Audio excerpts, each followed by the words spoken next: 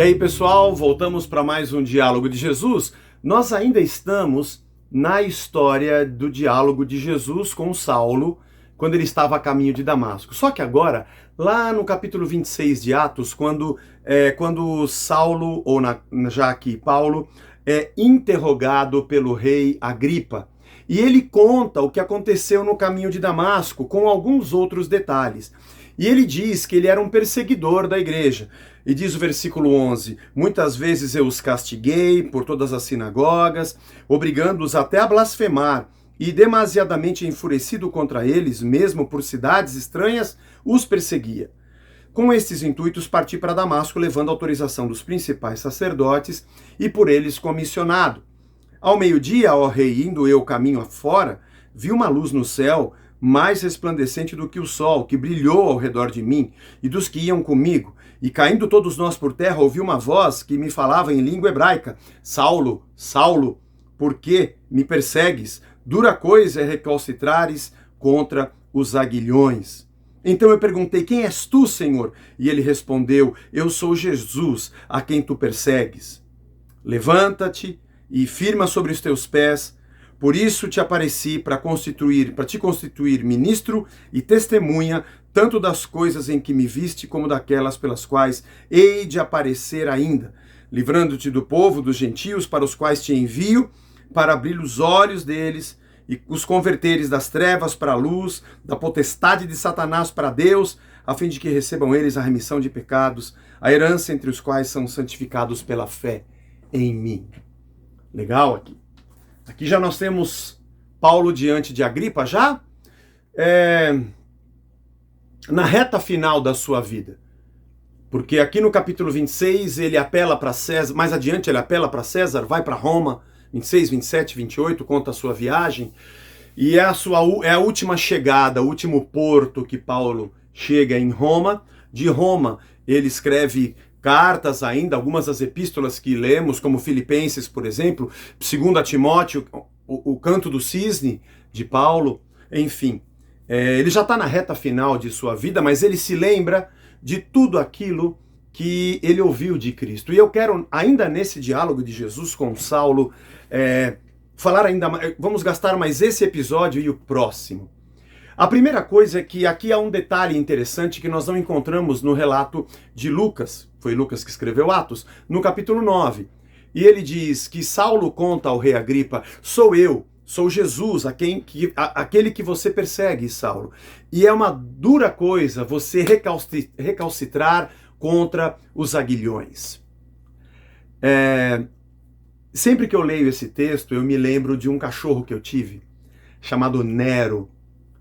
O Nero era era mistura de pastor alemão com algum vira-lata grande, porque ele era um cachorro forte, grande, mas ele não tinha, assim, a cara de um pastor alemão, né?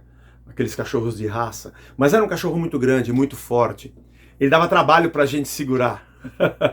Ele pulava portão, ele era muito, tinha um vigor muito grande. A gente amava esse cachorro, o Nero. Eu tenho fotos dele, de quando eu era garoto, com o Nero. Nero, aliás, que botou fogo em Roma e pôs a culpa nos cristãos. Nem sei porquê. Acho que eu estudei isso na escola e achei legal. Qual o nome dele? Nero. E é verdade, ele botava fogo em casa. Mas o Nero, quando nós chamamos um adestrador, porque ele era um cachorro grande, apesar de não ser um cão de raça, nem ia concorrer a prêmio nenhum, ele mandou que nós comprássemos uma coleira que tinha uma enforcadeira. E isso há muito tempo atrás, eu nem sei se isso existe ainda hoje. Ela era toda de metal, pesada. Para ele carregava aquilo muito facilmente. E ela virava de dois lados. De um lado ficava a parte lisa. E ele andava com ela para lá e para cá como se fosse um colar de ferro daqueles. Mas quando você virava ao contrário, tinha umas pontas que não eram finas, não eram pontas que penetravam nele, não. Era apenas umas pontas da armação dessa coleira, e quando você puxava, aquilo o prendia. Não perfurava a sua pele, não sei se ainda existe isso, mas ele sentindo aquilo, que como eram poucos pontos de pressão, a força era muito grande e ele então automaticamente ele parava. Era a única maneira de segurá-lo na rua quando a gente saía com ele. Recalcitrar contra os aguilhões. Quanto mais força ele fizesse, mais aquilo prenderia o seu pescoço. E assim aquela guia, aquele tipo de coleira podia conduzi-lo quando ele saía pela rua para passear, porque ou ele pulava em alguém porque ele era muito brincalhão, ou ele queria brigar com os cachorros que eram grandes, né? Ele devia ser macho alfa também, e queria brigar na rua. E quando eu leio esse texto e Paulo diz que Jesus disse para ele, é muito difícil, né, Paulo? Você fazer força contra os aguilhões, você recalcitrar e você tentar fugir daquilo que quanto mais força você faz, mais te prende. Eu vejo nessa minha não muito longa jornada pastoral, agora nós estamos aqui em 2021, eu não sei quando você vai assistir esse vídeo, mas eu vou completando aqui de 1995 até agora 26 anos de pastorado, se bem que antes eu já exercia liderança em grupos de jovens que eu me lembre, acho que desde os 17, 18 anos de idade, mas eu não conto, só de pastorado são 26. De já ter visto pessoas e aconselhado gente que eu estava vendo que aquela pessoa estava recalcitrando contra aguilhões.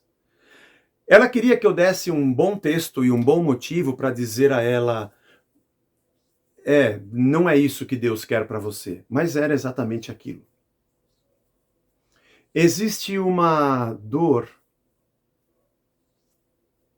dentro da vocação que ela é dor para qualquer pessoa, menos para aquele que ama a Deus.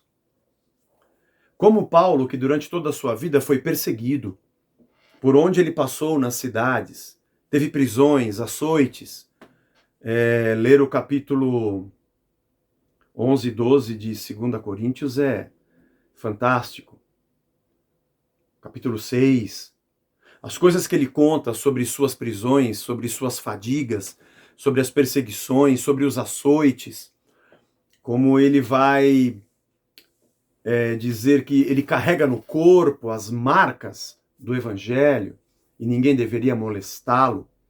Alguém que disse sim, sabendo que, como dissemos no último episódio, entenderia qual o significado de padecer pelo nome de Cristo.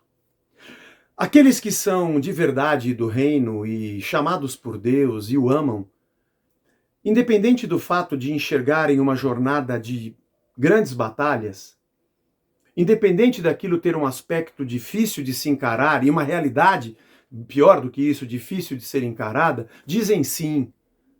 E dizem, eu quero andar contigo, Jesus, e eu quero cumprir o teu querer.